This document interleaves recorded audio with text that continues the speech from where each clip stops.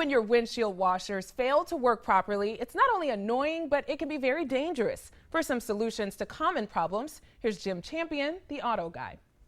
Windshield washers that aren't working can not only be a nuisance, they can be a safety issue. But let's take a look at a few things today to find out why the squirters might not be working, and we'll start with the tank where you put the fluid in. Leaks are a pretty common problem.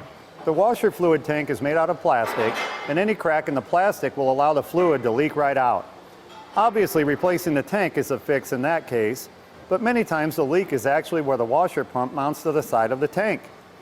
There's usually a rubber grommet that's located between the pump and the plastic tank, and if it's worn out or the pump itself has a crack in it, the fluid can leak out from there as well. Sometimes a leak can occur on one of the rubber hoses leading to the nozzles by the windshield. Have someone else press the button while you look at the rubber hoses under the hood, and believe me, you'll find the leak pretty quickly. There are splices that can be put in the rubber hose where the split is to connect them back together. You simply push the hoses onto the splice to repair the leak.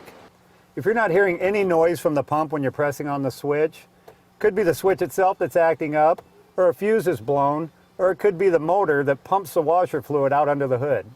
Check the fuse first, and if it's in good shape, check to see if you have power at the pump when you press the switch. If there's no power at the pump, there's probably an issue with the switch.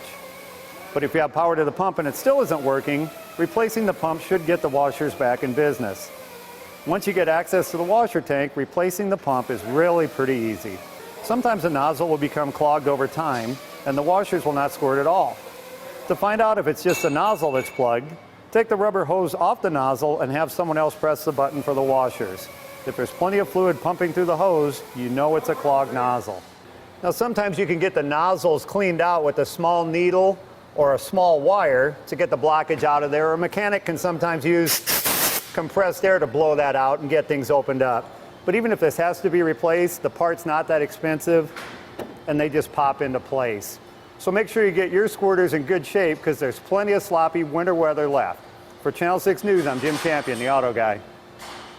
And if you want to ask Jim Champion a question, you can always send your questions directly to him. His email address is jim@charliegraham.com.